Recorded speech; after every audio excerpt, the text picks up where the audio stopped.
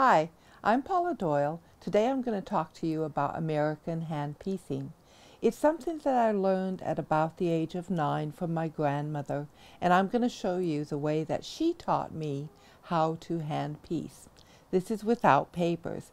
And this little quilt that I have before me is something that has been hand pieced and hand quilted. I've just drawn on graph paper a pattern that I'm going to be working on today.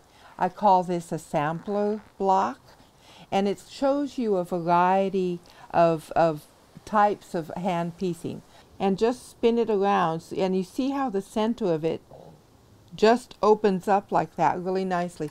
Here's one that I did before, and you can see that that presses open really nicely and will lie nice and flat.